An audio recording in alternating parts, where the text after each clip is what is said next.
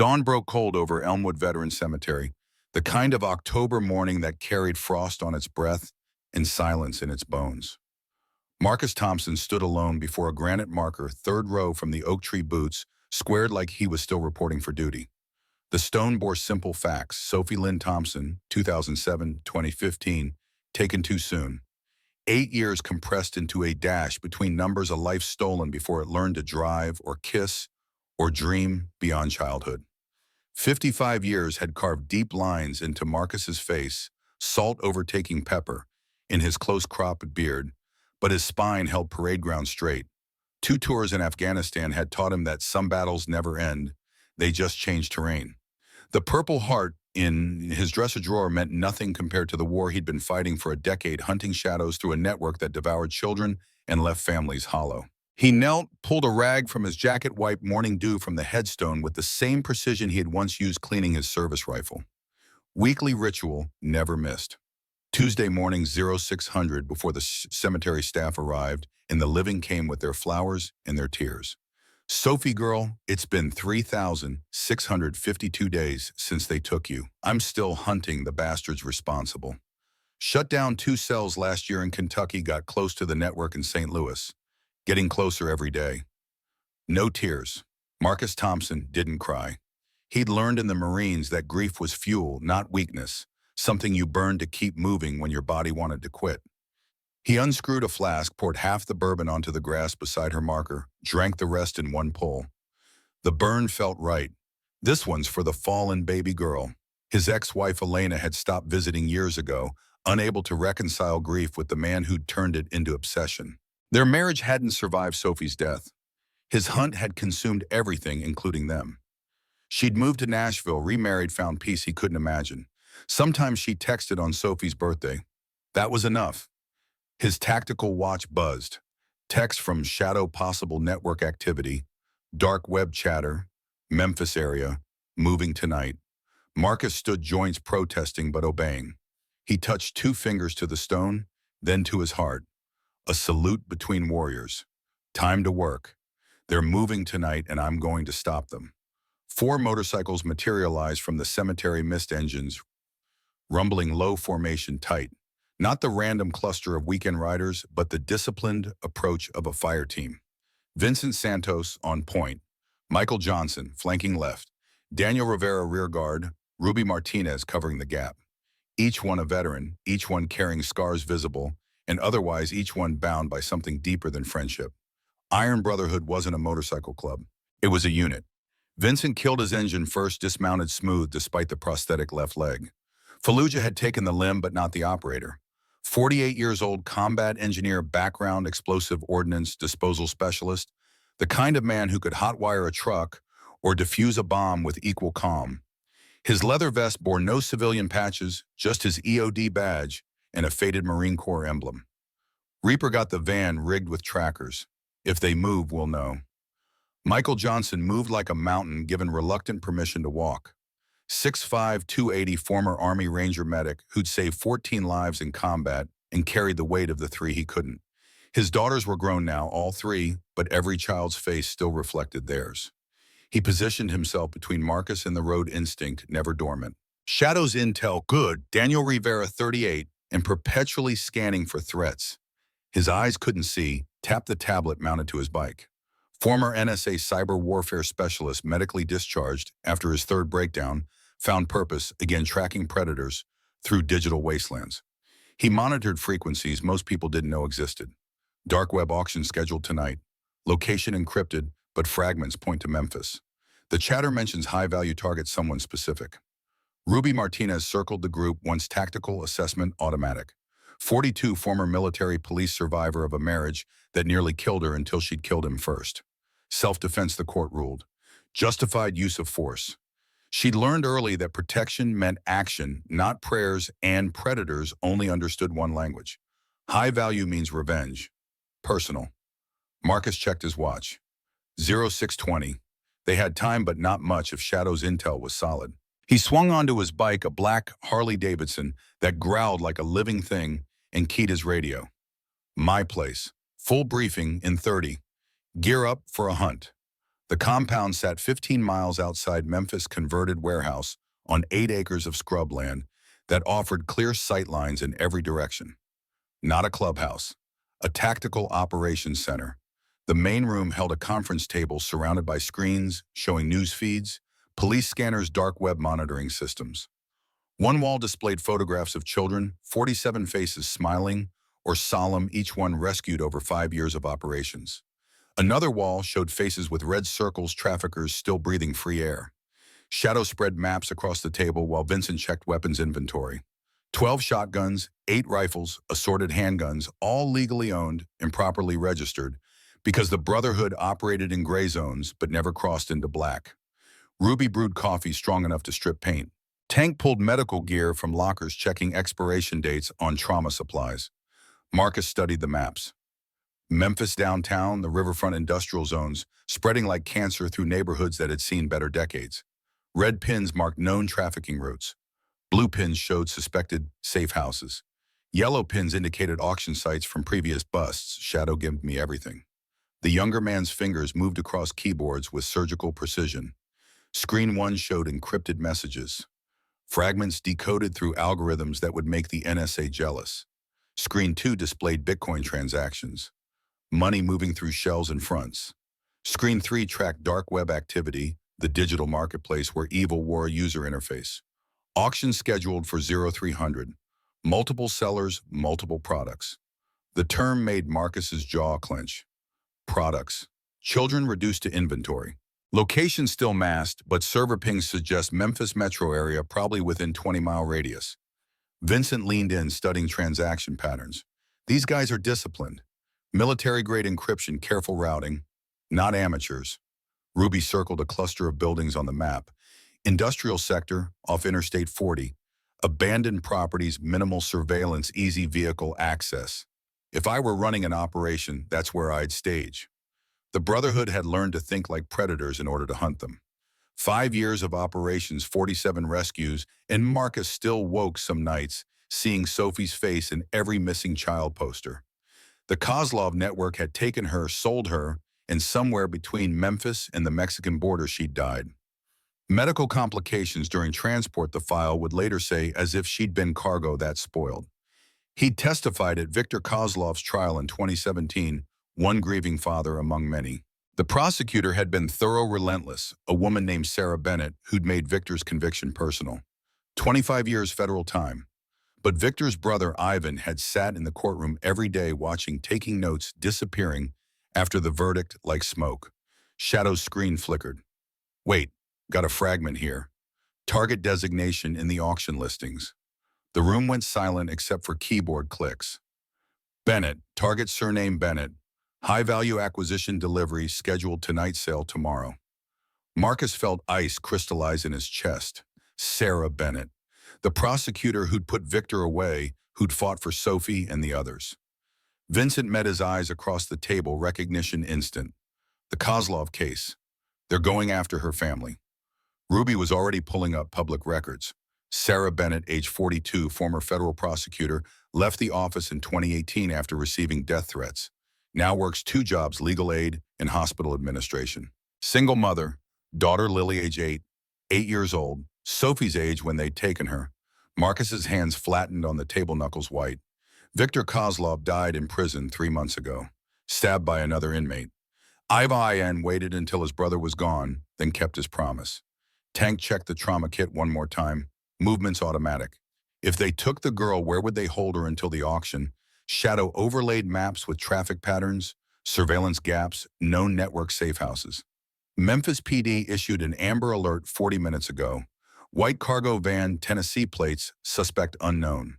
Girl abducted from grandmother's house around 1600 yesterday. Vincent did the math. Abduction at 4 p.m., auction at 3 a.m., 11 hours. They'll need to refuel, reposition.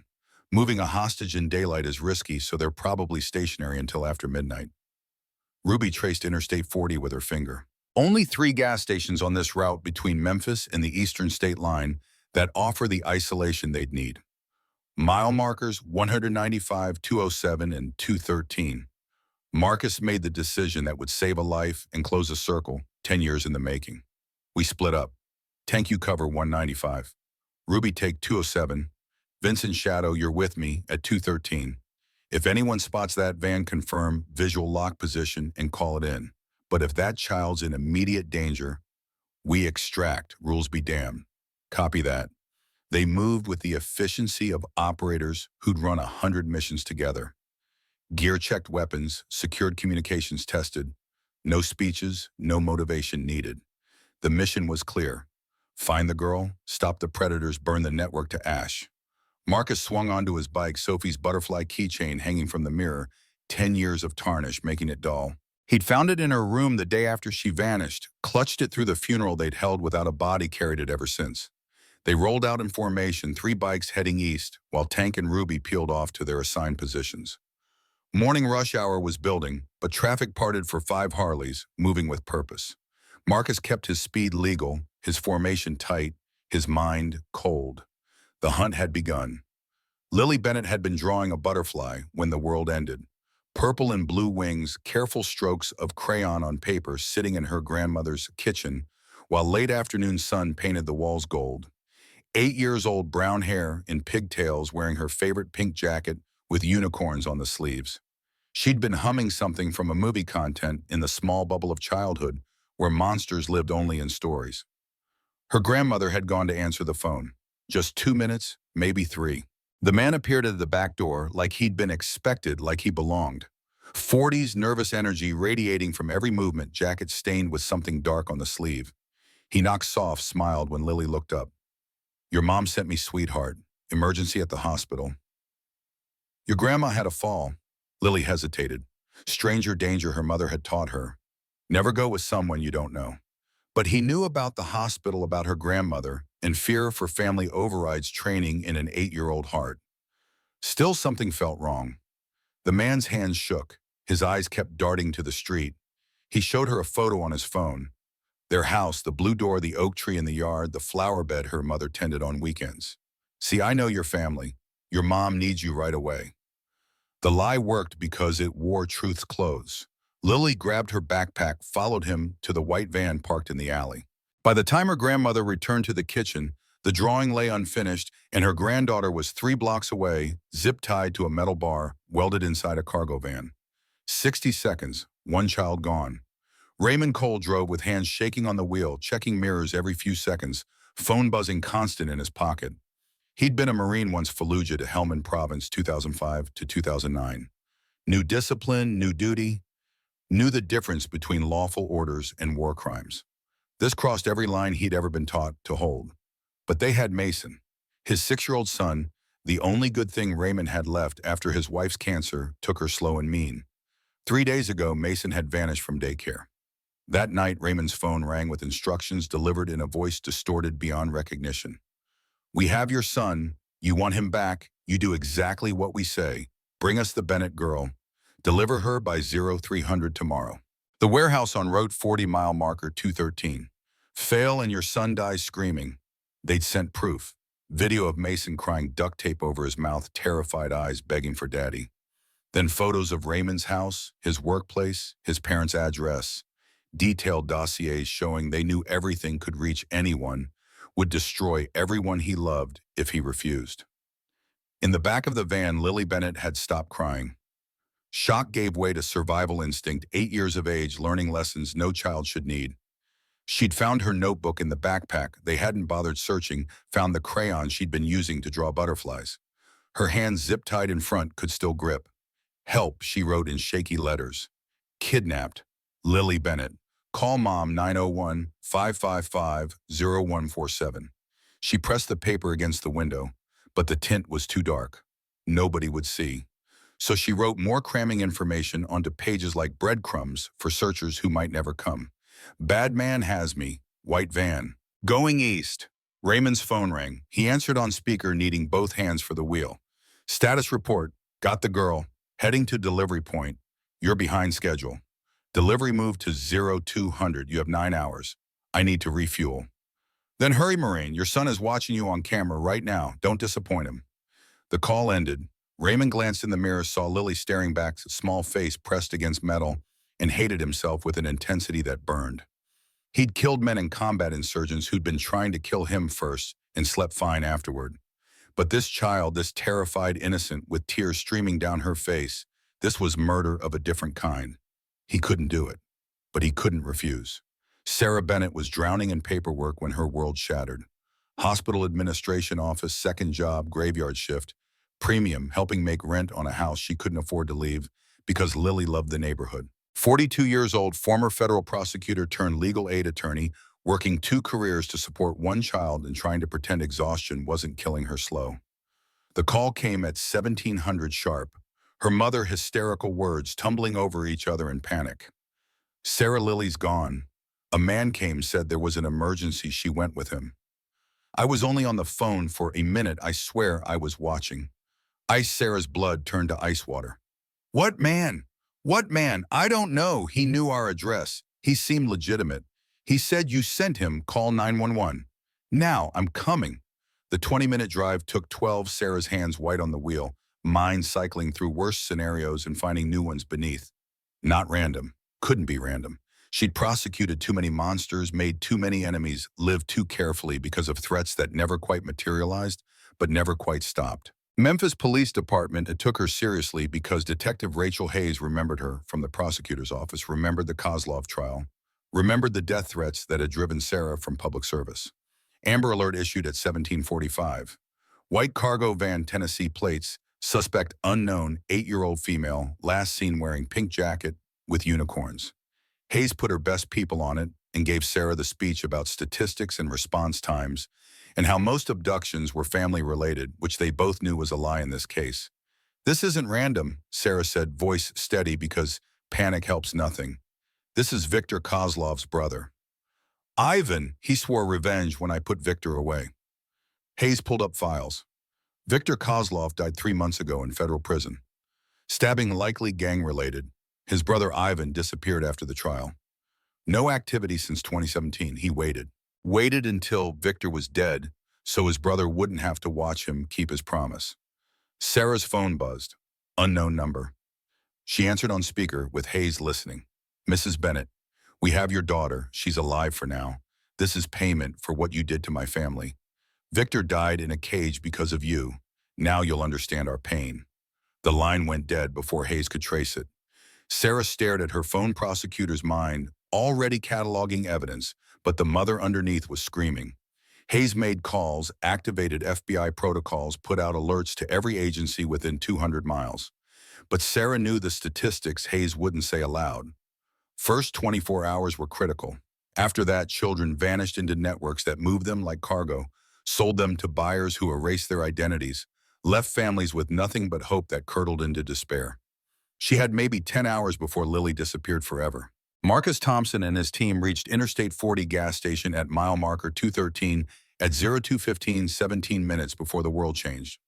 Standard refuel stop, the kind of place that catered to truckers and travelers who couldn't wait for dawn. Fluorescent lights buzzed over pumps that smelled of diesel and spilled coffee, night clerk visible through scratched windows. Vincent pulled in first, scanning for threats, automatic even at a gas station. Tank and Ruby had checked in from their positions, nothing spotted.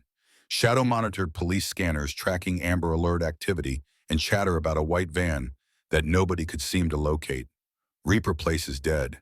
Just us in that white van over there, Vincent's voice cut off mid-transmission. Marcus followed his line of sight. White cargo van, Tennessee plates, parked 3 pumps away, engine running. Windows tinted dark enough to violate state law. All 3 operators went still. Years of training compressed into seconds of assessment. Ruby had gone to the restroom path, taking her past the van. She walked casual, head down, just another tired rider needing facilities. Then she stopped. Something in her posture changed, predator locking onto prey. She keyed her radio voice, controlled but urgent. Reaper, we have confirmation. White van matches Amber Alert. Child visible through gap in window tint. Approximately 8 years old, restrained. Sign pressed to glass. Marcus felt adrenaline spike, the cold focus that came before combat. Position pump 3. Engine running. Driver inside station. Child appears conscious, alert, terrified. Shadow was already on his phone with 911. Vincent moved to position his bike behind the van, blocking the rear exit. Marcus approached from the driver's blind spot, moving through shadows like he'd been taught in basic reconnaissance. The van sat low heavy. Cargo weight. He circled slow, noting details. Commercial-grade locks on rear doors. Tinted windows darker than factory issue. No company logos. No identifying marks. Professional abduction vehicle. Through a gap in the tint, Marcus saw her. Brown hair, pink jacket with unicorns. Small hands pressed against glass wrists, showing marks from restraints. Face that could have been Sophie's, same age, same terror, same desperate hope when she saw him looking back. For 1 second, Marcus Thompson was back in 2015, seeing his daughter's face in a missing poster, feeling his world collapse into a singularity of grief. Then training took over, operator instincts, suppressing father's pain. He tapped the window gentle. The girl flinched, then met his eyes. "Hey there, soldier." His voice barely carried through the glass, but his tone did, calm and commanding, the voice that tells terrified people they're about to be saved. "My name's Marcus. I'm a veteran. That means I'm trained to rescue people. You understand?" She nodded, tears streaming. "I'm going to get you out, but I need you to stay quiet and stay calm. Can you do that for me?" Another nod, this one firmer. "Good discipline for an 8-year-old in hell. Outstanding discipline, soldier. Your mama's gonna be real proud." The girl held up a notebook, pages pressed against glass. Marcus read fast. "Help Lily Bennett kidnapped." Then more pages. "Other Kids Warehouse RT 40, MM 213. His blood went colder. She'd gathered intelligence. This child, terrified and restrained, had documented her abduction and spotted a larger operation. "Smart girl. You just gave us actionable intelligence." She pointed to her jacket lining, where Marcus could barely make out more crayon writing. An address, numbers, and letters shaky but legible. Inside the gas station, Vincent had positioned himself near the exit, watching a man at the counter. 40's nervous energy, stained jacket hands, shaking while he paid for cigarettes and energy drinks. He kept glancing toward the van, right hand never leaving his pocket. Raymond Cole felt the walls closing in. He'd been in firefights, had taken rounds and returned fire, but this was different. Combat had rules even when they were breaking. This had none. The cashier processed his credit card with agonizing slowness. Raymond's burner phone buzzed. Text message. "You're late. Move faster." He grabbed his purchases, turned toward the door, and walked directly into a wall of muscle wearing a leather vest. Vincent Santos blocked his path, 6'2" of combat engineer, with real anger in his eyes. "Excuse me, brother. Think you dropped something?" Raymond's training identified exits, obstacles, threats. 3 bikers outside by the van, this one blocking escape, all of them moving with operator precision. "I didn't drop nothing. Move." Vincent didn't budge. "Pretty sure you did." "Maybe your conscience." Raymond's hand moved toward his jacket pocket, toward the knife he'd been carrying since Fallujah, the blade that had opened more throats than he could count. Vincent's voice dropped to combat frequency, the tone that says, "Escalation ends badly." "Wouldn't recommend that. There's 5 of us, 1 of you, and we really don't like people who hurt kids." Through the window, Raymond saw them. Bikers surrounding his van like wolves around prey. The big one on the phone with someone, probably police. The woman standing guard. The tall one talking to Lily through the window. They knew. They'd found him. It was over. Raymond's face twisted with something between panic and relief. Vincent saw it, recognized it. This wasn't the face of a predator caught. This was something else. "You don't understand. They have my son." Vincent's expression shifted fractionally. What Raymond pulled out his phone with his left hand, slow and deliberate, showing the photo. Blonde boy, 6 years old, duct tape over mouth, terrified eyes. "They took him 3 days ago. Said if I don't deliver this girl by 2 a.m., they kill him. His name is Mason. 6 years old. Autistic. Needs his medication. I'm already late. He's already dead." The words came out broken, Marine Corps discipline cracking under weight it was never designed to carry. Vincent studied the photo, studied Raymond, made the assessment that separates professionals from amateurs. This man was a victim too, coerced, but that didn't change the mission. "Listen to me, Marine. Your mission isn't over. We can still save your son, but you gotta help us." Raymond looked at him with eyes that had stopped hoping. "How? Tell us everything. Where were you taking her? Who's running this warehouse?" "Mile marker 213, just past the exit. Meeting someone called the architect. Drop the girl, get my son back. That's what they said. You ever see this architect? Never. Just instructions by phone. But I heard them talking, heard other voices in the background. There are more kids there. At least 3, maybe 4. Vincent Kita's radio. Reaper suspect is cooperating.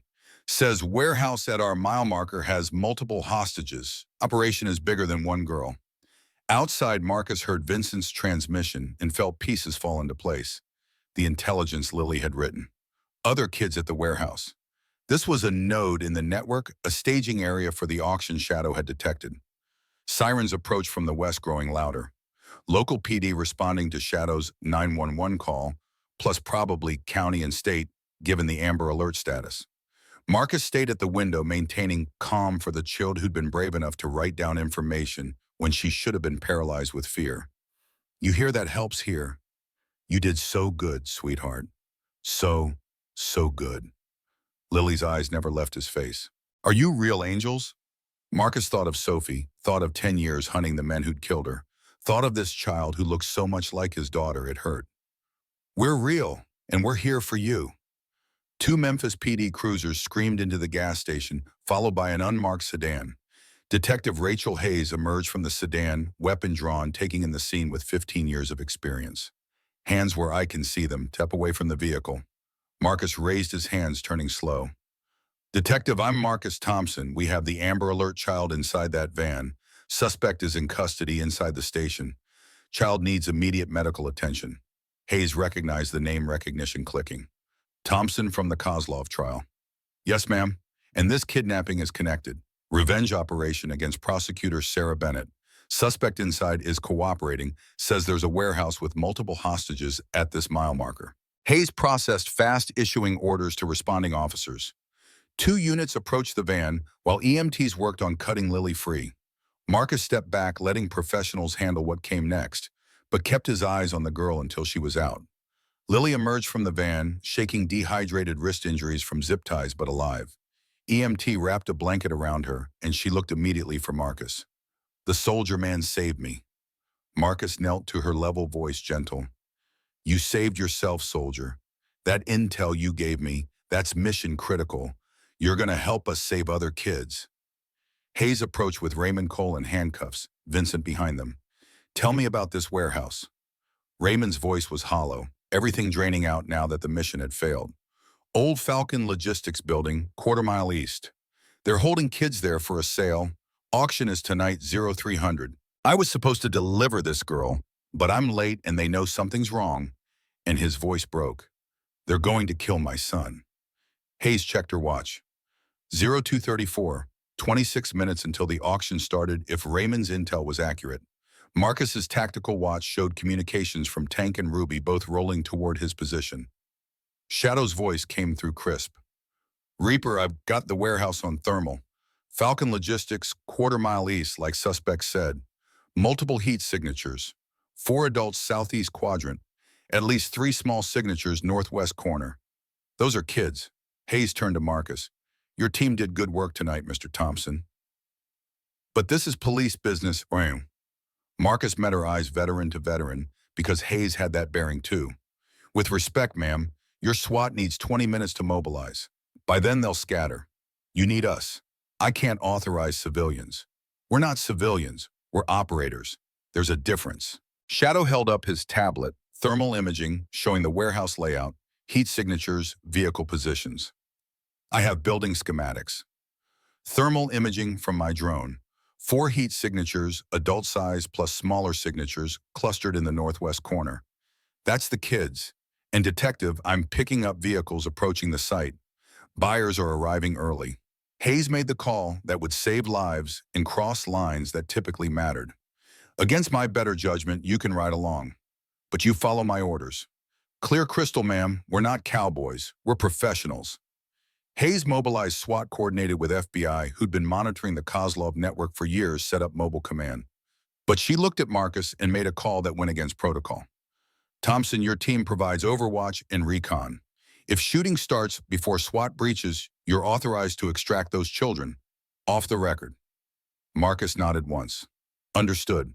He turned to his team brotherhood assembled in a gas station parking lot at 2:30 in the morning, preparing to assault a warehouse full of traffickers and save children who'd been marked as products.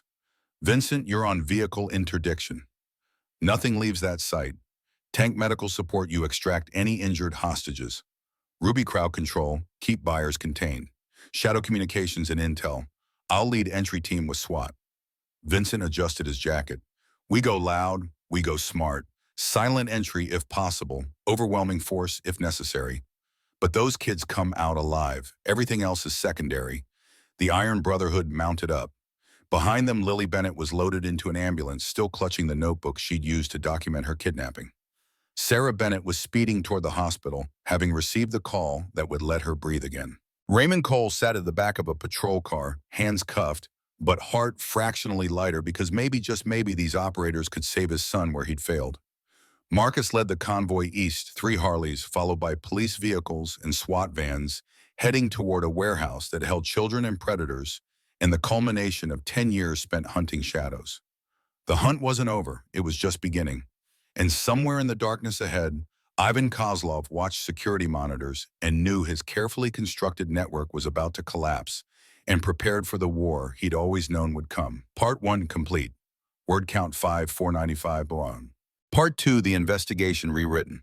Falcon Logistics had died in 2018, another casualty of automation and overseas manufacturing, leaving behind 12,000 square feet of corrugated steel and concrete that now served darker purposes. The building squatted a quarter-mile off Interstate 40, surrounded by scrubland and the kind of isolation that made witnesses inconvenient. 3 vehicles sat in the loading bay, black SUV, with dealer plates, white panel truck, showing Tennessee registration, and a sedan that screamed rental fleet. Mobile Command established position half a mile west, SWAT vans dark and silent, FBI rolling in with Agent Carlos Mendez, leading a task force that had been hunting Kozlov networks for 3 years. Marcus stood between worlds, civilian contractor, wearing a deputy badge that made him legal for the next 6 hours, studying thermal displays while operators prepped gear. Shadow projected holographic overlays from his tablet, building schematics, pulled from county records, merging with real-time drone footage. Warehouse interior showed on infrared heat signatures glowing like campfires in the darkness. 4 adult signatures, southeast corner. Clustered tight, probably office space. 3 smaller signatures, northwest corner, stationary. Those are the kids. 2 vehicles running engines hot. They're ready to move. SWAT Commander Wilson was military recognized operator Bering. When he saw it, still didn't like civilians on his breach team. Standard protocol calls for overwhelming force. Flashbangs, multiple entry points, secure all hostages before suspects can react. Marcus had seen that protocol fail. 3 years ago, Little Rock Operation SWAT breached loud, and the first thing traffickers did was execute 2 children to eliminate evidence. He'd arrived 30 seconds too late to stop it, just in time to hold a 9-year-old girl while she bled out on concrete. Commander, with respect, those guards here breach. First thing they do is kill the hostages. Standard protocol for networks like this. Eliminate evidence, scatter before we can secure the site. Wilson's jaw set. You have experience with this, 5 years hunting traffickers. 47 rescues before tonight. Lost 3 because entry teams moved too loud. The silence stretched. Rachel Hayes stepped in, veteran detective, overruling military pride for practical results. What do you suggest? Thompson, silent entry. Shadow kills their communications first. We go in soft, secure the children before they know we're there. SWAT holds perimeter, comes in hard if shooting starts. Wilson didn't like it, but recognized truth when it punched him. How long to kill their comms? Shadow's fingers were already dancing. I'm in their system now. CB radio and cell phones. I can jam both in 30 seconds, make it look like atmospheric interference. They'll think it's weather, not assault. Vincent checked his gear, then inspected bolt cutters for restraint removal. And if shooting starts anyway, Marcus met his eyes. Then we do what we're trained for, but we try silent first. Those are kids in there, not combatants. Agent Mendez had been quiet, evaluating, running his own calculations. He'd read Marcus Thompson's file, knew about Sophie, knew about the decade-long hunt that had led here. Mr. Thompson, you're officially deputized as a federal contractor for this operation.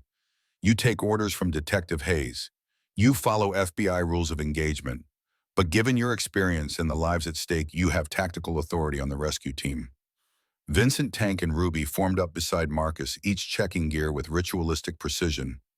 Body armor, civilian legal plate carriers that wouldn't stop rifle rounds, but might catch pistol fire. Tactical, lights, communications headsets, medical supplies. Vincent had his bolt cutters. Tank carried a trauma kit that could stabilize gunshots or arterial bleeds. Ruby wore thin leather gloves that wouldn't leave prints and wouldn't slip on wet metal. Marcus carried a suppressed .45 legal, concealed carry that became something else when federal authorities said so. 5 magazines, 21 rounds total, because if he needed more than that, something had gone catastrophically wrong. Shadow monitored police scanners cross-referencing with FBI databases, getting hits on those vehicle plates. SUV registered to a shell company 3 layers deep, but connects to real estate holdings under the name R. Hutchinson Consulting. Rachel pulled up records on her tablet. Robert Hutchinson, age 48, former court clerk, worked during the Kozlov trial in 2017. Clean records since private investigator license, no red flags. Marcus felt pieces clicking. Court clerk had access to case files, witness information, home addresses. Everything Victor Kozlov would need to plan revenge from prison. What's his current status? Shadow's screen showed financial records, property deeds, business registrations. Runs a consulting firm downtown. Has holdings in 3 states. And detective, his financial records show Bitcoin transactions matching the timeline of known trafficking operations. 2.3 million over 3 years. Rachel's face hardened. Ivan Kozlov didn't disappear. He became Robert Hutchinson, changed his identity, built this network, waited for his brother to die, then came for Sarah Bennett. Shadow pulled up another file, his expression darkening. Wait, got something else. Victor Kozlov's autopsy report. Prison said random violence, gang-related stabbing. But I'm reading the medical examiner's notes. The wounds were precise, professional, someone with combat medical training. Marcus understood immediately. Ivan killed his own brother, triggered the revenge timeline himself. Shadow continued. Worse. Recovered text messages from Victor's confiscated phone show he was having second thoughts. Wanted to cooperate with authorities from prison, expose the network. Ivan found out and silenced him. So Victor's death wasn't random. Ivan murdered his own brother to blame us and justify coming after Sarah Bennett. Agent Mendez was already coordinating federal warrants. We'll hit Hutchinson's office and residence simultaneously, but first we secure those children. The assault team assembled in darkness, 12 SWAT operators, 4 Iron Brotherhood members, 2 FBI agents, 1 detective who'd seen too many children die. Marcus led the advance element, moving through scrubland with night vision, painting the world in green and silver. Shadow's voice came through the earpiece. Comms jammed. They're blind and deaf. You've got maybe 5 minutes before they realize something's wrong. 2 guards stood outside the loading dock smoking cigarettes and checking phones that no longer worked. Ruby approached from the blind side, former MP training, making her invisible until she wanted to be seen. She moved like smoke, closed the distance, and dropped the first guard with a rear naked choke that cut blood flow to his brain. 8 seconds. He slumped unconscious. The second guard turned at the sound, hand moving toward his waistband. Ruby was faster. She struck his solar plexus with the heel of her palm, driving air from his lungs, followed with an elbow to the temple. He collapsed beside his partner. Loading dock clear. 2 tangos neutralized, non-lethal. Securing now. Vincent reached the northeast corner, where a third guard paced alert but distracted by his dead phone. Vincent couldn't approach silently across open ground, so he improvised. Picked up a piece of rebar, tossed it 20 feet left. The guard's head snapped toward the sound weapon coming up.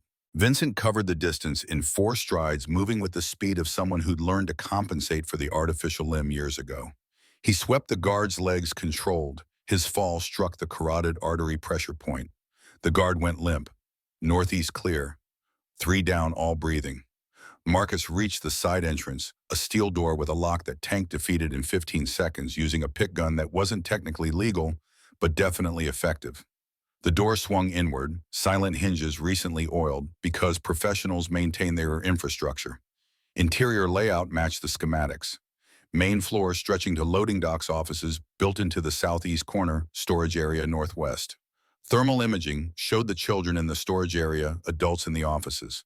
Marcus hand signaled. Tank and Ruby northwest to extract the kids. Vincent, you're with me to contain the guards. Shadow talk us through. Shadow's drone fed exterior views, while hacked security cameras showed interior angles. 4 tangos in the southeast office. 3 are armed rifles visible. 4th appears to be supervisor on a laptop. And Reaper, you need to see this. There's a 5th heat signature in that office. Small, child-sized. Mason Cole, Raymond's son, the leverage that had turned a Marine into an accomplice. Marcus adjusted the plan on the fly. We take the office first. Can't risk them using the boy as a shield. Vincent nodded, checked his weapon, moved into position. They crossed the warehouse floor using shipping containers for cover, closing the distance to the office while Tank and Ruby circled toward the holding area. 20 meters? 15. 10. The office door stood, half open, voices carrying. Male agitated, speaking in Russian. Shadow's translation software parsed it real time. Buyers are late. Boss says proceed anyway. Get the merchandise ready. Merchandise. Children reduced to products in a ledger. Marcus felt cold rage, the kind that made his hands steady instead of shaking. 5 meters. He could see them now through the gap. 3 guards with AK pattern rifles, expensive variants that suggested serious funding. 4th man in a suit, older, typing on a laptop. And in the corner, a blonde boy with duct tape over his mouth, maybe 6 years old, zip-tied to a chair. Vincent positioned opposite the door. Marcus counted down with his fingers. 3, 2, 1. Boot met door. The steel panel flew inward, hinges screaming. Vincent's flashbang rolled across the floor, but Marcus was already moving, no time to let it detonate. The guards reacted with training weapons coming up, but Marcus had surprise and speed. He put 2 suppressed rounds into the closest guard's shoulder, non-lethal, but devastating. The man dropped his rifle, clutching the wound. Vincent tackled the second guard before he could fire, decades of EOD work translating to combat efficiency. They hit the ground hard, Vincent stripping the weapon and delivering an elbow strike that left the guard dazed. The third guard swung his rifle toward Mason. Training said eliminate the threat. Instinct said use the hostage. Marcus's next shot wasn't to wound. Center mass 2 rounds, the guard dropped before his finger reached the trigger. The supervisor in the suit tried to grab Mason, tried to pull the boy as a shield, tried to make it to the door. Tank appeared in the doorway like a wall, given sudden permission to move. 280 pounds of former Ranger medic who'd learned early that the best way to save lives was to end threats fast. He caught the supervisor mid-stride, one massive hand closing on the man's collar, lifting him off the ground and driving him into the concrete with force that cracked ribs. The supervisor wheezed, tried to crawl. Tank planted a boot on his spine. Stay down or I'll make it permanent. Marcus moved to Mason, cutting zip ties with tactical knife, peeling duct tape gentle. Hey there, soldier. Your daddy sent us. You're going home. The boy's eyes were wide with trauma and terror, but somewhere in there was recognition. The soldiers came. Tyler said soldiers would come. You know Tyler Walsh. They kept us together until yesterday. He said his brother told him soldiers always come for kids. Marcus felt something crack in his chest, quick and sharp. He keyed his radio. Tank Ruby status on the other children. Tank's voice came back steady. Northwest storage secured. 3 children recovered. 2 boys, 1 girl. Ages approximately 7 to 9. All restrained but mobile. No immediate medical emergencies, but they need trauma care. The warehouse lights blazed on. SWAT poured through every entrance, weapons-trained commands echoing. FBI agents swarmed the office, securing the guards, cuffing the supervisor. Rachel Hayes entered behind them, taking in the scene with eyes that had seen too much and still kept looking. 4 guards down, 1 dead, 3 wounded. 1 supervisor in custody. 4 children rescued. By the book would have meant paperwork and investigations. Off the book meant children breathing instead of buried. Thompson, you and your team just assaulted a federal crime scene. Yes, ma'am. And 4 kids are alive because we didn't wait for paperwork. She almost smiled. Didn't because that would go in reports. Get those children to medical staging. We'll sort the rest later. The rescue unfolded with efficiency born from too much practice. Tank triaged each child, checking vitals, documenting injuries, speaking soft words that meant safety. Tyler Walsh, 9 years old, thin from malnutrition, but defiant. Maya Rodriguez, 7, quiet and watchful. Ethan Park, 8, clinging to Tyler like a lifeline. Mason Cole 6, asking for his daddy every 30 seconds. Vincent found the laptop the supervisor had been using, handed it to Shadow, who started the kind of deep forensic dive that would take days but deliver gold. Ruby secured the warehouse perimeter weapons, collected evidence marked crime scene, preserved despite the controlled chaos of a hot breach. Marcus stood in the center of it all, watching EMTs wrap blankets around children who'd been inventory hours ago and felt the weight of 10 years pressing down. Sophie had been in a place like this once, held by men like these, marked as merchandise in a ledger that reduced humanity to profit margins.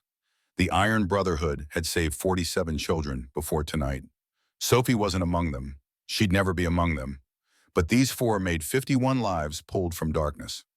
Agent Mendez approached, tablet in hand, expression grim.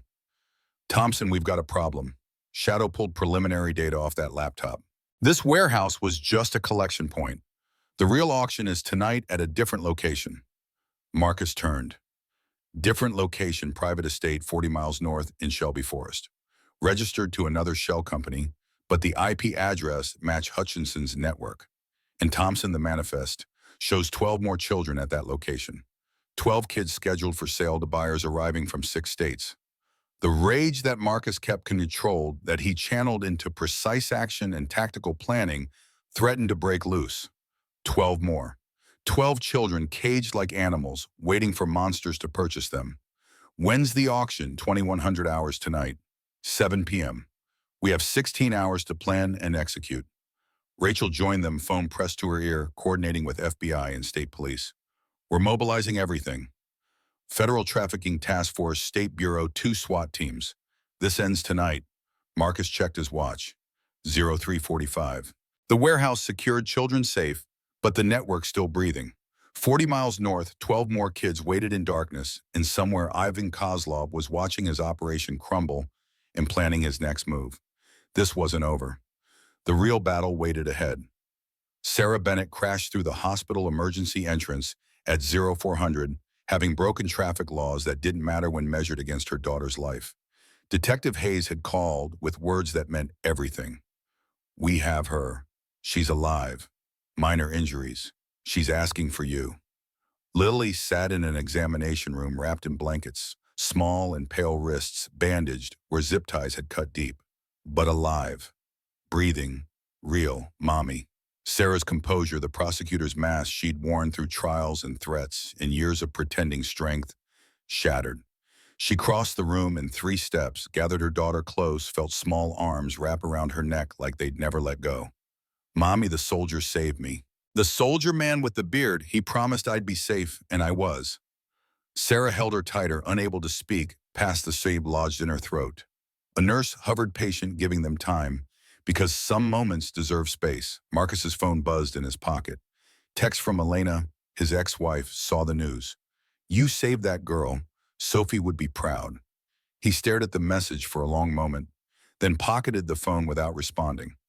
Some conversations required more than words. 5 men stood in the hallway outside, leather vests and tactical gear, making them look dangerous until you saw their faces. Exhaustion and relief warred with the hypervigilance that never quite turned off. These were the operators who'd stopped at a gas station and refused to look away.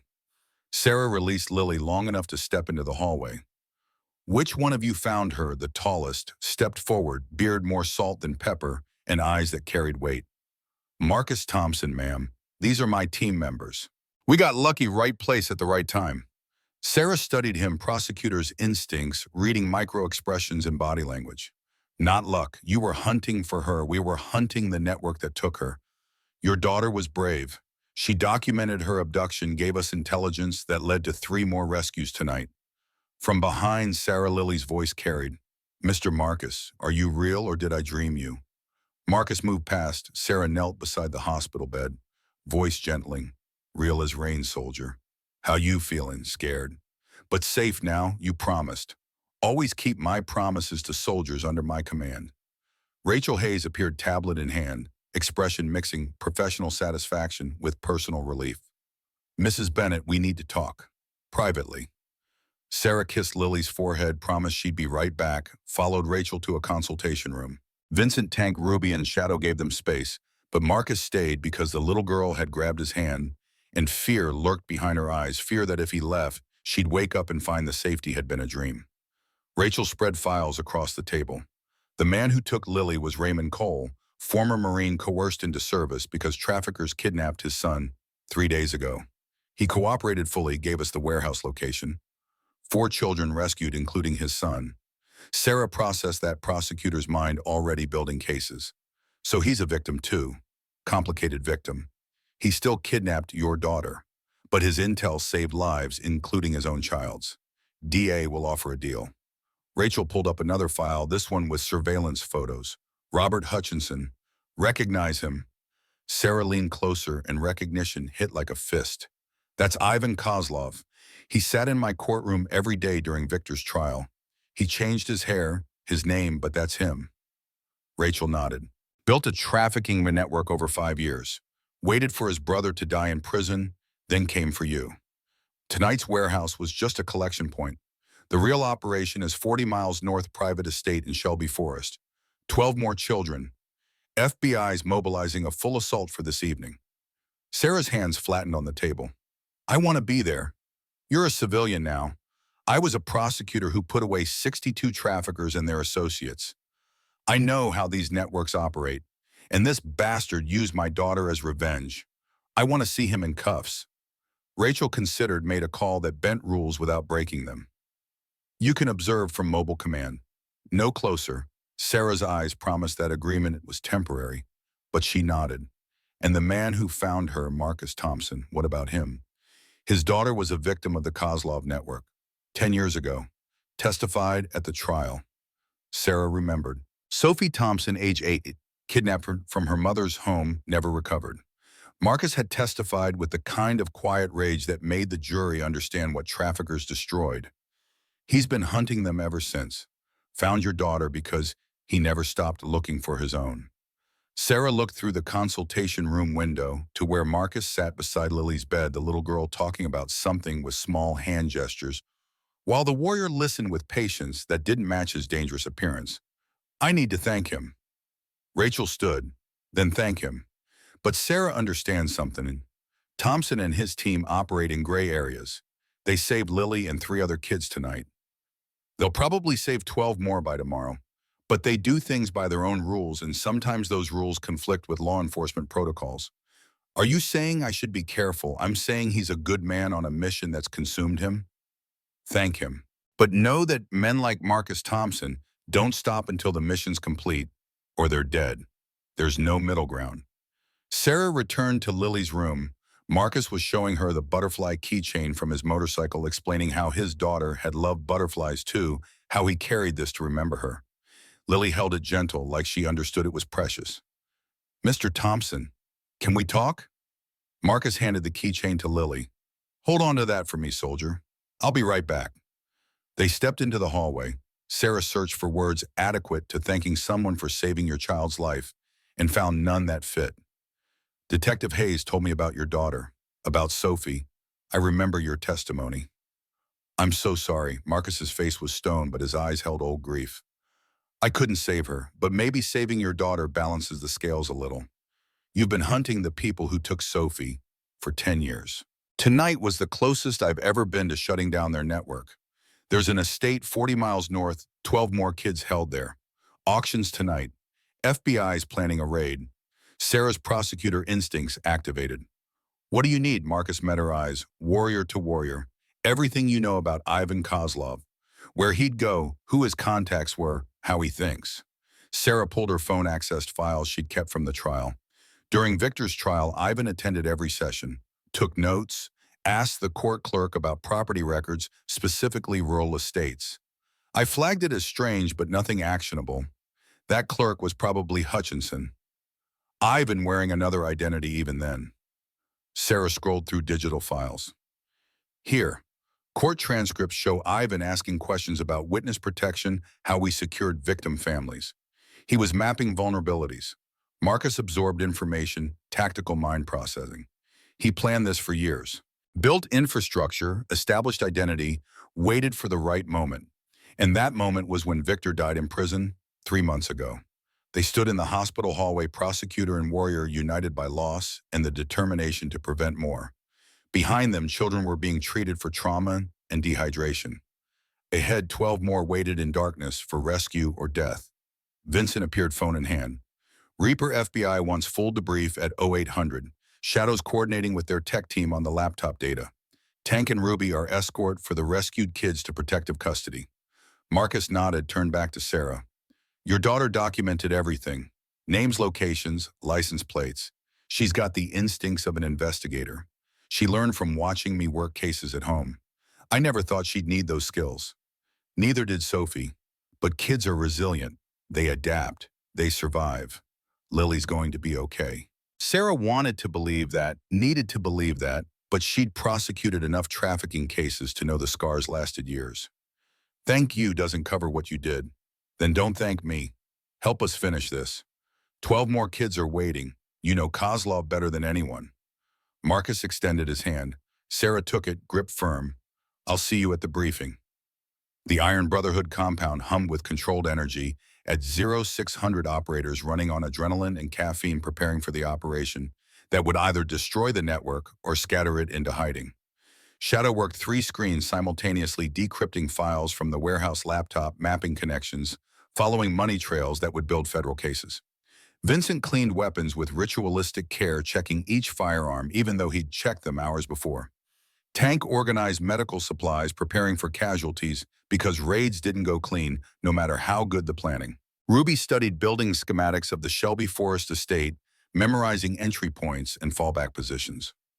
Marcus stood at the wall of photos, 47 rescued children staring back from before tonight, Sophie's picture in the center like a command officer watching over her troops. He'd added 4 photos this morning. Tyler, Maya, Ethan, Mason. 51 kids saved before the sun rose. If the estate raid succeeded, 12 more would join this wall. And if it failed, those 12 would join the other wall. The red circles. The ones who vanished. Vincent approached carrying coffee that could strip paint. You good Marcus took the cup. Been hunting Kozlov for 10 years. Tonight I get to watch him fall. Or he runs and we start over. Not this time. FBI's got resources we don't. Shadow pulled data showing Kozlov's entire network. Financial records, client lists, operational procedures. Even if he runs, the network dies. Vincent studied the wall of rescued faces. Sophie would be proud. 51 kids saved. That's a hell of a legacy. Marcus touched Sophie's photo fingerprints, joining thousands of others. It's not about legacy. It's about making sure no other father stands at a cemetery talking to stone. The compound door opened. Detective Hayes entered, followed by Agent Mendez and Sarah Bennett.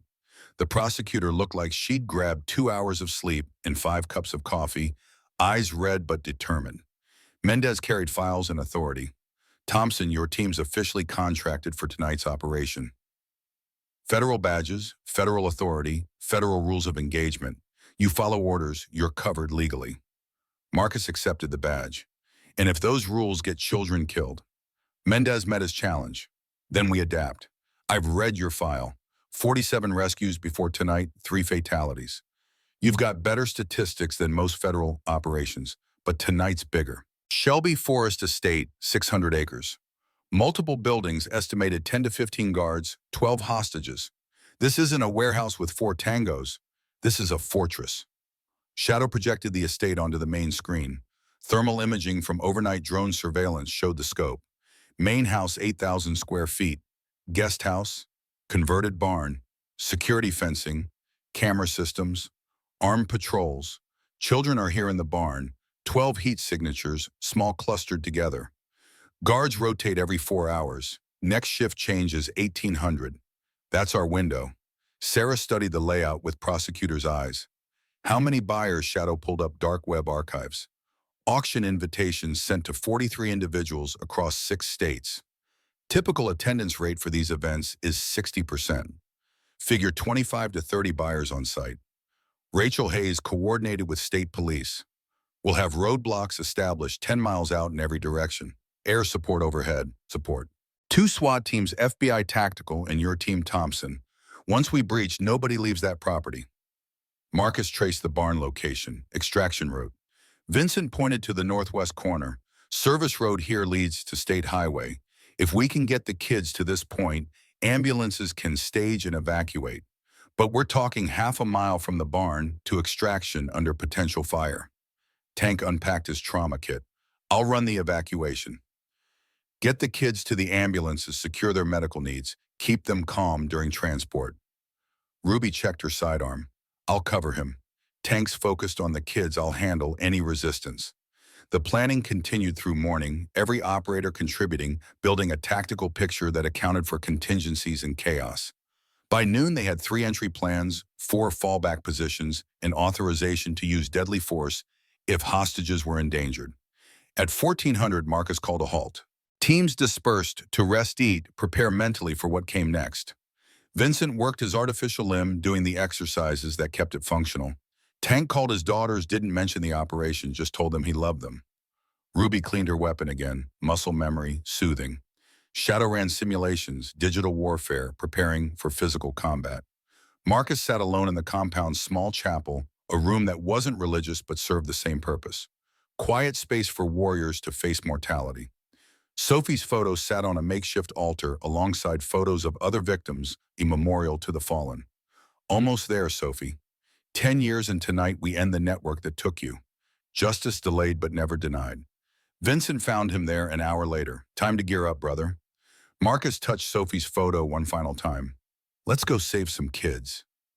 The convoy assembled at 1,640 vehicles rolling north from Memphis toward Shelby Forest. SWAT vans, FBI SUVs, state police cruisers, ambulances, and 5 motorcycles that carried warriors who'd spent years preparing for this moment. Marcus led the Iron Brotherhood, Vincent on his right, Tank, and Ruby flanking Shadow, running communications from a mobile command vehicle. Behind them, Rachel Hayes coordinated law enforcement response. Beside her, Sarah Bennett wore a vest marked Observer, but carried determination that suggested she'd be more than that if needed. Agent Mendez commanded the operation from mobile headquarters, coordinating federal resources and local support. This was the largest trafficking bust in Tennessee history, and he intended it to be textbook. But Marcus Thompson knew operations rarely followed textbooks. Plans survived until first contact, then chaos took over.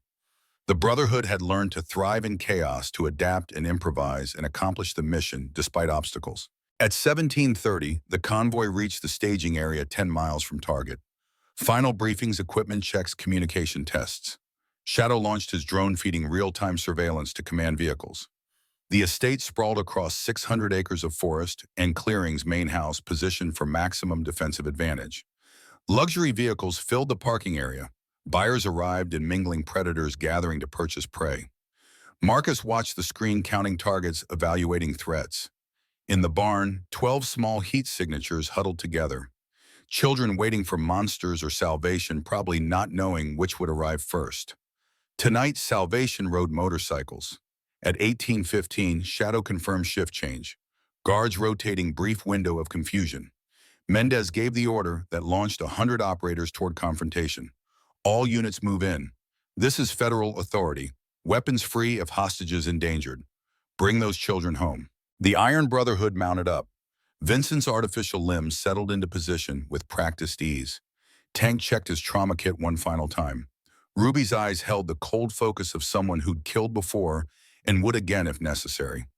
Shadow's screens showed approach, routes, guard positions, target priorities.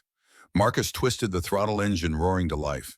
10 years of hunting compressed into this moment, this operation, this chance to end the network that had killed Sophie and stolen 51 other children's innocence. The convoy rolled forward through gathering darkness, headlights off, moving toward a fortress that held children and monsters, toward the climax of a decade-long war. The hunt had brought them here. The reckoning waited ahead. Shelby Forest swallowed the convoy, whole darkness between trees absolute, despite the moon rising thin behind clouds. The estate materialized through night vision, like a fortress conjured from Nightmare, Maine, house blazing with lights, smaller structures scattered across clearings. Luxury sedans and SUVs clustered near the entrance, license plates from 6 states confirming Shadow's intelligence. Buyers had arrived for an auction, selling human futures. Marcus cut his engine 200 meters from the perimeter fence, hand signals deploying the Brotherhood into assault positions. Vincent circled west toward the service road that would become the evacuation route. Tank positioned near the barn's blindside trauma kit slung across his back like a soldier's rucksack. Ruby moved to the guest house tasked with containing the command center Shadow's surveillance had identified.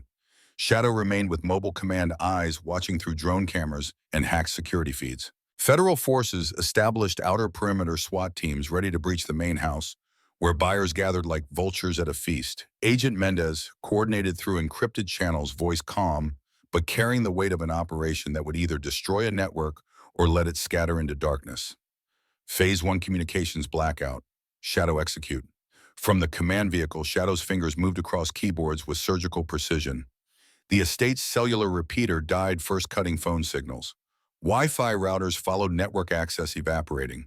Security cameras began looping false footage showing empty grounds while operators closed in. CB radios emitted static frequencies jammed by equipment that wasn't civilian legal, but definitely federal sanctioned. Comms are dark. They're blind for the next 10 minutes, maybe less. Move fast. Snipers confirmed position on elevated ground, 4 teams with clear sight lines to guard posts. Marcus counted 6 visible sentries patrolling the grounds, rifles carried with professional ease that suggested military backgrounds. These weren't street thugs. This was private security gone criminal men who traded honor for paychecks signed by monsters. Vincent reached the western fence, produced wire cutters that sliced through chain link with muffled clicks. The gap opened wide enough for a man to slip through, wide enough for children to evacuate when the shooting stopped. Western access secured, evacuation route clear to the highway. Tank crept toward the barn, massive frame somehow managing stealth through decades of practice. He reached the exterior wall, pressed an ear against corrugated steel, listened to sounds that made his hands clench. Children crying, guards laughing, the casual cruelty of men who'd stopped seeing victims as human. Eyes on target building, multiple juveniles confirmed by audio, at least 2 tangos inside, possibly 3. Ruby approached the guest house, where thermal imaging showed 4 signatures clustered around computers and communications equipment. Through a window, she glimpsed screens showing financial transactions, client lists, the digital infrastructure that made trafficking profitable. Her hands settled on her sidearm muscle memory from MP days when she'd arrested soldiers who violated trust. Command center visual confirmed. 4 operators focused on screens. No visible weapons, but assume armed. Marcus moved through shadows toward the main house, his destination different from the assault teams that would storm through front doors. Intel suggested Ivan Kozlov stayed mobile during operations, supervising from a distance, ready to disappear if things turned bad. But tonight felt different. Tonight was revenge against Sarah Bennett, personal in a way business never was. A man on a personal mission stayed close to watch it unfold. Shadow's voice crackled through the earpiece, urgent. Reaper thermal sweep shows a heat signature departing the main house heading toward the barn. Single individual moving with purpose. Could be your guy. Marcus adjusted trajectory, angling toward the barn from the north. Vincent, I'm moving to intercept a solo target approaching your position. Maintain cover. Affirmative. I've got eyes on someone approaching 5'10" professional bearing, wearing tactical vest. Not dressed like the other guards. Marcus closed the distance, night vision painting the world in green gradients. The figure moved with confidence, someone accustomed to command, checking his watch and speaking into a radio that no longer transmitted. Frustration in his posture suggested he knew communications were compromised. Knew assault was imminent. Ivan Kozlov, meet Marcus Thompson. Agent Mendez's voice came through command channel, final authorization before chaos. All teams, we have confirmed buyers on premises, children and holding traffickers in position. You are authorized to breach. Rescue priority is those children. Secondary priority is arrests. Lethal force authorized if hostages endangered. Execute on my mark. 5 seconds of silence, the kind that stretched before bullets flew and lives changed. Go, go, go. SWAT hit the main house through 3 entry points, simultaneously, flashbangs detonating like thunder, voices amplified through speakers demanding surrender. Federal agents on the ground, hands visible, do not resist, buyers scattered like roaches. When light hits men in expensive suits, discovering that purchasing children had consequences. Some tried to run. Others raised hands immediately, lawyers and plea bargains already calculating in their minds. SWAT moved through them with practiced efficiency, cuffs clicking, Miranda rights recited. The guest house erupted seconds later, Ruby leading the breach with the kind of controlled violence that separated professionals from amateurs. She kicked the door off its hinges, weapon tracking to the first target. On the ground, Federal Operation You're Under Arrest, two operators reached for weapons. Ruby's first shot took the closest one in the shoulder, spinning him away from his gun. Her second shot shattered the kneecap of the man drawing from an ankle holster. Both dropped screaming. The remaining two raised hands smart enough brows to recognize when resistance meant death. Ruby secured them with zip ties while federal agents poured in to seize computers and hard drives. Guest house secured two wounded suspects, two in custody, evidence intact. But the barn was where hell lived. Tank approached the door as gunfire erupted from the main house, distant but unmistakable. The guards inside would be alert now. Fingers on triggers, hostages suddenly more valuable as shields. He keyed his radio. Reaper, I need backup for barn entry. Guards are wired tight, and I've got kids in the line of fire. Vincent was closest, covering ground with speed born from years refusing to let disability define capability. I'm 30 seconds out. Marcus tracked the figure who'd left the main house closing distance, watching the man's head snap toward the barn as gunfire intensified. The radio at his belt crackled with dead air, no communications possible, and recognition crossed his features. He ran toward the barn. Marcus ran faster. The barn door flew open, interior lights revealing the nightmare that statistics described, but visceral reality made worse. 12 children ages 5 to 11 chained to posts like livestock awaiting slaughter. 3 guards stood among them, rifles raised, and the oldest guard was screaming into a radio that transmitted only static. Get the vehicles, we're evacuating. The merchandise now. Tank assessed angles, trajectories, risks.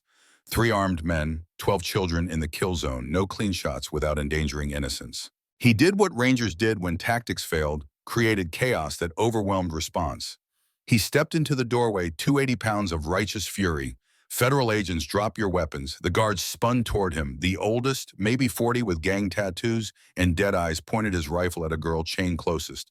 Back off or I start executing. Tank held position, weapon trained but not firing, buying seconds for Vincent to arrive. You hurt that child, you die. Surrender now and you live. Simple math. The youngest guard, barely 20, hands shaking, looked between his partners and Tank and made the calculation that survival meant compliance. He lowered his weapon, hands rising. The oldest guard shot him in the back. The boy dropped, betrayed by his own side, and chaos erupted. Tank fired twice, center mass on the shooter, who fell backward into chains. The third guard tried to swing his rifle toward the children, but Vincent crashed through the side door. Hands finding the guard's throat. You threaten kids, you deal with us. The guard went limp under Vincent's chokehold, unconscious in seconds. Silence fell, except for children crying and the youngest guard choking on his own blood. Tank was already moving trauma kit open, pressing gauze to the entry wound. Stay with me, son. Stay with me. You made the right choice. You don't die for it. Vincent started cutting chains, bolt cutters snapping through metal links. Each child freed, he directed toward the door. Run to the man outside. His name is Tank. He'll keep you safe. 12 children, 12 lives measured in links of chain and years of therapy ahead. They stumbled toward freedom, some running, others shuffling with the kind of exhaustion that came from hope dying slow. Tyler Walsh's younger sister was among them, 7 years old, recognizing Vincent from photos her brother had shown her before his own rescue. Tyler said soldiers would come. He was right. Always are, sweetheart. Now run. Outside, Marcus intercepted Ivan Kozlov 50 meters from the barn. The man who'd orchestrated Sophie's death, who'd built a network on children's screams, who'd waited a decade for revenge, stopped running when he saw the operator blocking his escape. Kozlov's hand moved toward a holster. Marcus's weapon was already trained. Don't. Your network is burning. Your buyers are arrested. Your guards are down. It's over. Ivan Kozlov studied Marcus with the kind of cold assessment that came from Soviet Special Forces training and decades living in shadows. His accent carried Russian undertones despite years in America. Marcus Thompson, I remember you from the trial. The grieving father. You testified well. Very emotional. The jury loved it. Marcus held his weapon, steady finger on the trigger, 10 years of hunting compressed into this moment. You killed my daughter. Collateral damage. She was sold to the wrong buyer. Unfortunate. The word detonated something in Marcus's chest. Unfortunate. Sophie's life reduced to a business transaction gone wrong. Her death merely inconvenient inventory loss. She was 80 years old. So was the Bennett girl. But you saved her. Tell me, does it balance? One child rescued for one child lost. Marcus's finger tightened on the trigger. Physics and justice aligned in that moment, the righteous kill that would end a monster and close a circle. Behind Kozlov, a sound, footsteps running through grass. Sarah Bennett appeared from the tree-lined weapon and hand vest marked observer, but clearly done observing. Step away from him. Thompson, Sarah, this isn't your fight. He took my daughter. He killed yours. This is exactly our fight. Kozlov turned, saw the prosecutor who'd destroyed his brother, and smiled with something like satisfaction. Mrs. Bennett, I wondered if you'd have the spine to come. Sarah raised her weapon, prosecutor's hands steady with courtroom composure applied to different tools. You kidnapped Lily to hurt me, to make me understand your pain. Now you do. Now you know what it feels like to lose what matters most. But I didn't lose her. These men saved her. And tonight 12 more children go home. Your network is finished. Your revenge failed. Kozlov's hand moved fast, drawing the pistol from his holster, but not toward Marcus. Toward Sarah. The tactical choice eliminate the greater threat, the prosecutor who destroyed his family. Marcus fired first. 3 rounds, tight grouping, center mass. Kozlov's staggered weapon, falling from fingers that no longer obeyed neural commands. But Sarah had fired too. Her round caught Kozlov in the shoulder, spinning him sideways before Marcus's shots drove him to the ground. The architect of Sophie's death lay bleeding on grass, breath, rattling eyes, still conscious enough to understand he'd lost. Federal agents rushed forward, medics behind them, but nobody hurried. This wasn't a man who deserved urgency. Rachel Hayes arrived, taking in the scene with eyes that missed nothing. Thompson, Mrs. Bennett, weapons down now. Marcus lowered his .45 muscle memory, engaging the safety. Sarah kept her weapon trained on Kozlov until Rachel gently pushed the barrel toward the ground. He's done. Let the medics handle it. Kozlov coughed, blood lung punctured, but not immediately fatal. Soviet training kept him conscious, kept him talking through pain that would paralyze weaker men. You think this ends tonight? Networks don't die. Cut off one head, 2 grow back. There are others like me. This war never ends.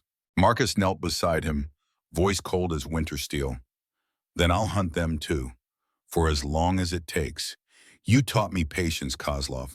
10 years hunting, you taught me that monsters always make mistakes eventually.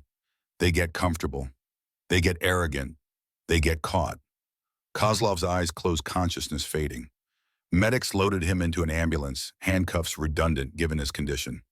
He'd wake up in a federal hospital under guard-facing charges that would keep him caged until natural causes finished what bullets started. The estate burned with lights and sirens, 50 federal agents processing the largest trafficking bust in state history. SWAT secured the main house, 37 buyers in custody, their faces already being matched to warrants and investigations across 6 states. Ruby's breach had netted 4 network operators and enough digital evidence to implicate 100 more. Tank-coordinated child evacuations, 12 victims loaded into ambulances with gentle hands and softer words. Each one asked the same question in different ways. Are we really safe? And Tank answered the same truth different ways. You're with us now. Nobody hurts you again. Vincent compiled evidence photographing the barn's interior, documenting chains and restraints and the infrastructure of cruelty. His artificial limbs settled into familiar rhythm as he worked the sound, somehow comforting. Proof that broken things could still function, still fight, still win. Shadow's drone captured it all from above, feeding footage to FBI servers that would build prosecutions. His screens showed money transfers being frozen, accounts, seized shell, companies dissolving as federal warrants executed across 4 time zones.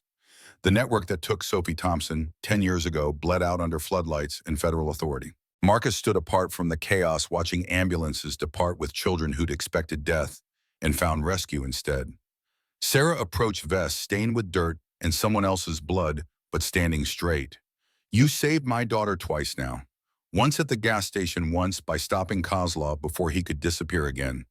Your daughter saved herself. Gave us the intelligence that broke this open. She's 8. She shouldn't need to be that brave. Neither should any of them. But they are. Kids are resilient in ways we forget until we have to remember. Lily's asking for you at the hospital. She wants to make sure the soldier man is real, not something she imagined. Marcus almost smiled. Tell her I'll visit tomorrow. Tonight I need to talk to my daughter. He rode alone to Elmwood Veterans Cemetery, arriving as dawn threatened the horizon. Sophie's grave stood patient, stone unchanged, grass growing thick around the edges. Marcus dismounted, stood before the marker differently than he had 10,000 times before. Been 12 years now, Sophie. Justice came today. Ivan Kozlov's in custody. The network is destroyed. 63 children rescued, 47 before this week, 4 from the warehouse, 12 tonight.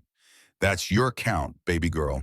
63 lives saved because you died, and I refuse to let it be meaningless. He didn't pour bourbon this time.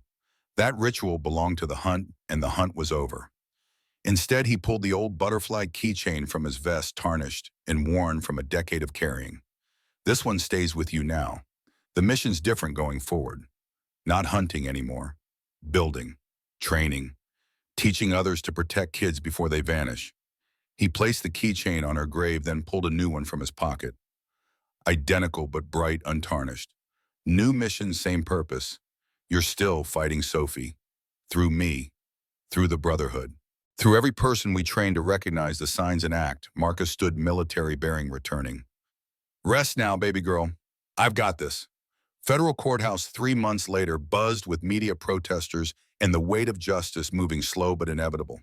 Ivan Kozlov faced trial in wheelchair, still recovering from gunshot wounds, wearing prison orange that stripped away the businessman facade.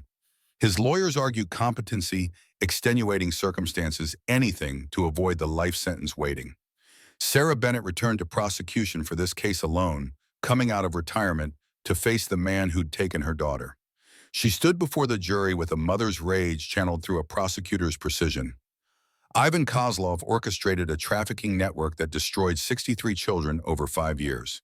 He kidnapped my daughter as revenge because I prosecuted his brother.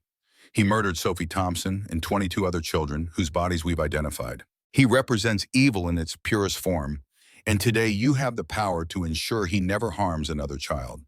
The defense argued coercion suggested Kozlov was merely middle management in a larger network. But Shadow's digital forensics had mapped everything, financial transactions, proving Kozlov's control. Marcus testified about Sophie, about the 10-year hunt, about the warehouse and estate raids. His words carried the weight of a father who'd lost everything and found purpose in protecting others from the same fate. The jury deliberated 4 hours. Guilty on all 47 counts. Sentencing came swift. Life without parole plus 500 years federal. Additional charges pending in 6 states. Restitution of $50 million to victims, though no amount of money would ever balance the scales. Raymond Cole faced his own trial, received 3 years probation and 2,000 hours community service for his role in Lily's kidnapping. The judge acknowledged coercion, recognized Raymond as victim and perpetrator, simultaneously imposed sentences that punished without destroying. Raymond spoke at the Children's Advocacy Center, now telling teenagers how he'd been manipulated, how desperation made him hurt innocence, how he spent every day trying to atone. Mason, his son recovering in therapy but alive, joined him sometimes. Their relationship rebuilding one supervised visit at a time. The 47 buyers arrested at Shelby Forest faced their own reckonings. Doctors, lawyers, businessmen, even a state official, all exposed in the harsh light of investigation. Licenses, revoked careers, destroyed families, shattered. Some pled guilty to avoid publicity. Others went to trial and lost spectacularly. Deputy Chief Alan Crawford, who'd leaked operation details to the network for 5 years, faced federal tribunal 3 weeks after Kozlov's sentencing. Evidence showed he'd accepted Bitcoin payments totaling $400,000 in exchange for advance warning of raids and witness information. The prosecutors didn't offer deals to corrupt police. 25 years in a facility that housed the criminals he'd once arrested. Some called it poetic justice.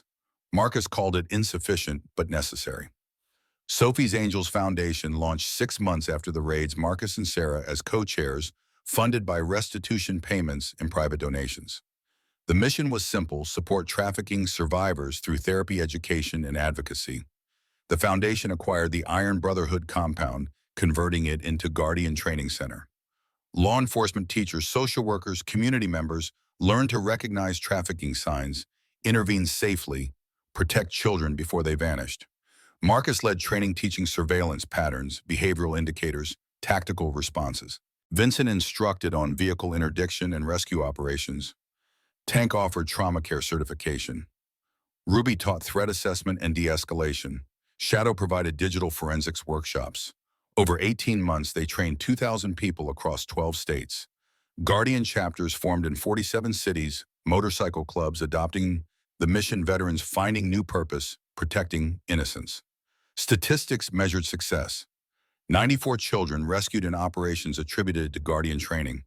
317 arrests of traffickers and buyers. Networks dismantled across 8 states. But numbers didn't capture individual victories. Tyler Walsh reunited with his family, starting 5th grade with nightmares fading. Maya Rodriguez learning to smile again in therapy. Ethan Park discovering that trust could be rebuilt. Mason Cole calling Raymond daddy without hesitation.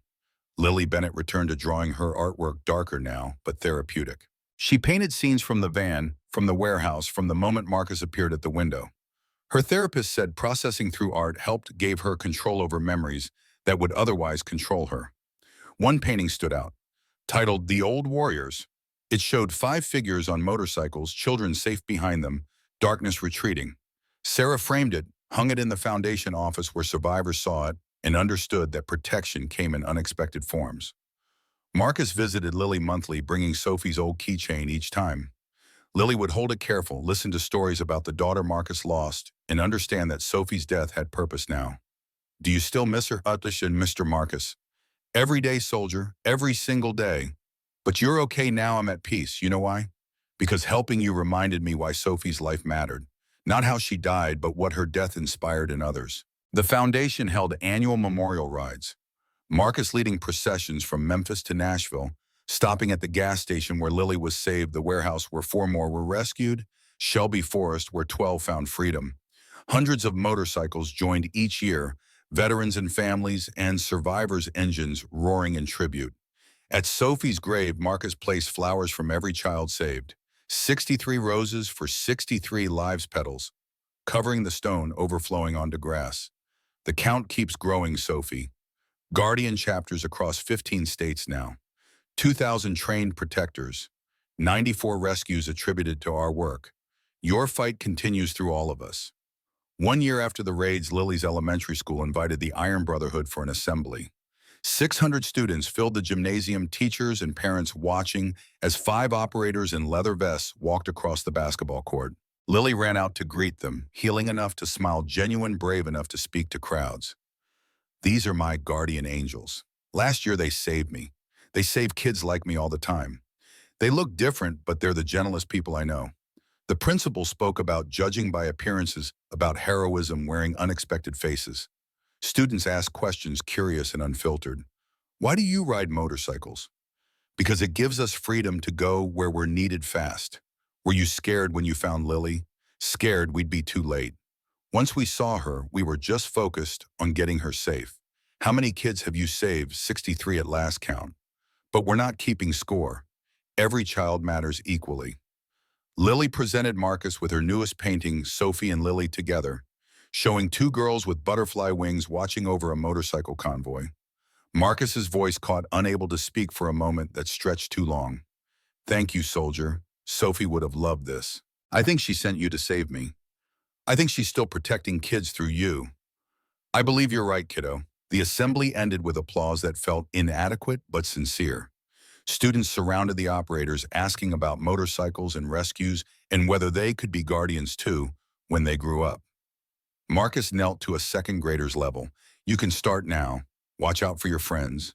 If someone seems sad or scared, tell a teacher. If something feels wrong, speak up. That's how you protect people. The child nodded, serious. I can do that. Then you're already a guardian. That evening, the Brotherhood gathered at their compound, now shared with Foundation staff and volunteers. The wall of rescued faces had grown photographs covering 3 walls, now space running short. Vincent studied the display. We need more wall space. Ruby brought coffee, ritual unchanged despite success. Or we finish this fight so the wall stops growing. Tank checked news feeds showing another trafficking arrest in Alabama, perpetrators caught using Guardian training protocols. The fight never finishes. Networks adapt, predators evolve. We just have to stay ahead. Shadow screens track dark web activity, new auctions forming new threats emerging. But federal task forces monitored now partnerships formed resources allocated. The fight continued, but no longer alone. Marcus stood at the window watching sunset paint the compound gold. Sophie's new butterfly keychain hung from his vest, bright and untarnished.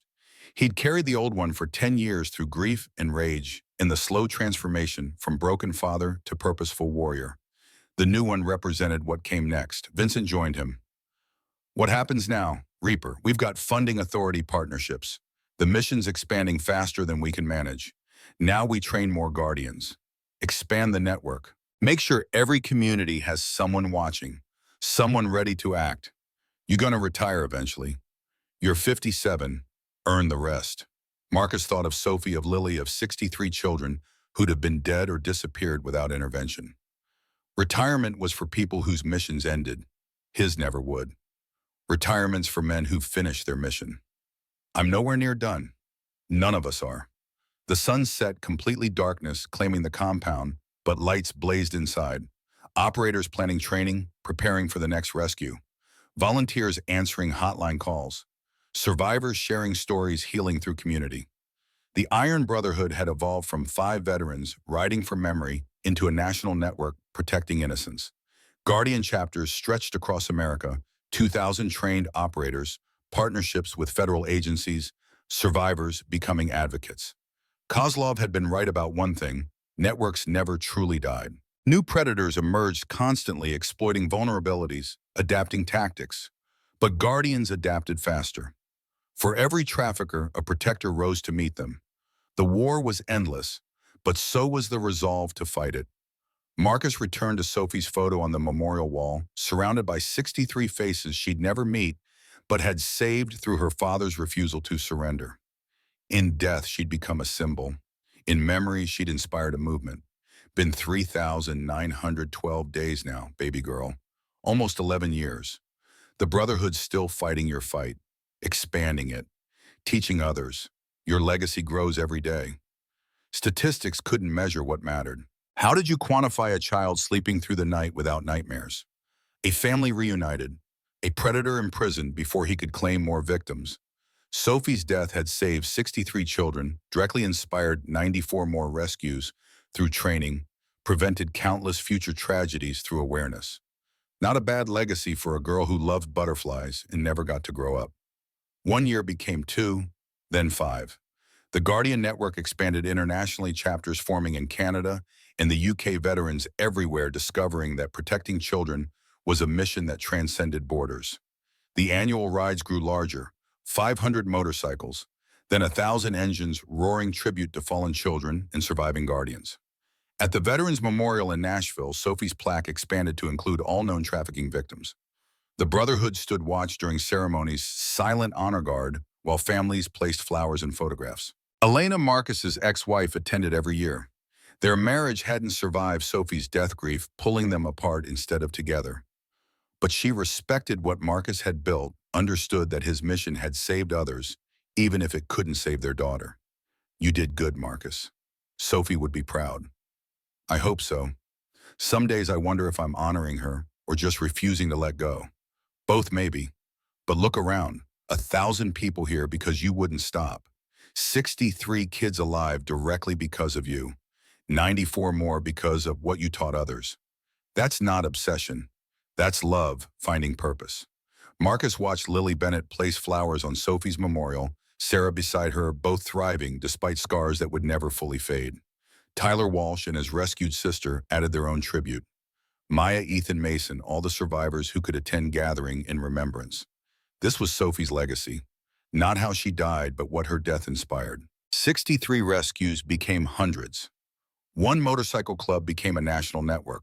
5 veterans became an army. The memorial service concluded with motorcycle engines roaring in unison, 1,000 bikes creating thunder that echoed off stone and into sky. Then silence, profound and sacred, a moment for reflection. Marcus spoke last voice, carrying across assembled thousands. Sophie Thompson was 8 when she was taken. She loved butterflies, drawing, helping people. She never got to grow up, never got to chase dreams or become who she was meant to be. The people who took her stole all those futures. But in losing her, I found purpose. In hunting her killers, I found brothers and sisters. In failing to save her, I learned to save others. Sophie's fight didn't end with her death. It expanded through us, through the Brotherhood, through guardian chapters, through every trained protector who refuses to look away when someone needs help. We ride for Sophie. We ride for every angel taken too soon. We ride because good warriors don't retire from duty. Age doesn't matter when children need protection. Experience makes us sharper, not weaker. 63 became 94. 94 will become hundreds more. Because this mission continues until trafficking ends or we do. Applause thundered, but Marcus kept his eyes on Sophie's memorial. Stone and bronze and flowers marking a daughter reduced to symbols but expanded into movement. Vincent appeared beside him. "Time to ride, brother." Marcus mounted his Harley new butterfly keychain swinging from the mirror, bright and hopeful. Behind him, 1,000 engines roared to life. The convoy rolled out testament that evil might win battles, but warriors won wars through persistence. They rode through Nashville, then Memphis, then across state lines, spreading the message. Guardian chapters waved from overpasses. Survivors held signs thanking them. Families whose children came home because someone noticed, someone acted, someone refused to quit. The ride ended where it began, Elmwood Veteran Cemetery, Marcus alone before Sophie's grave, as sunset painted the world gold. "I've carried your fight for 11 years now.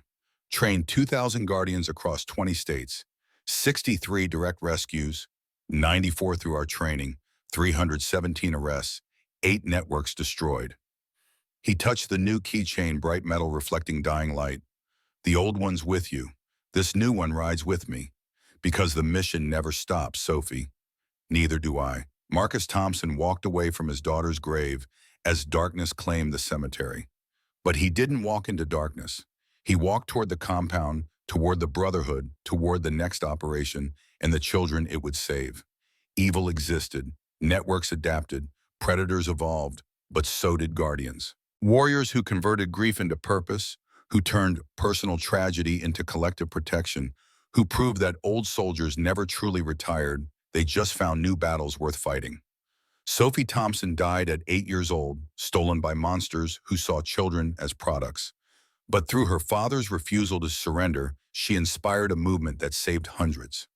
Not a bad legacy for a girl who loved butterflies and never got to see them fly. The Iron Brotherhood rode on. The hunt had become a mission. The mission had become a calling.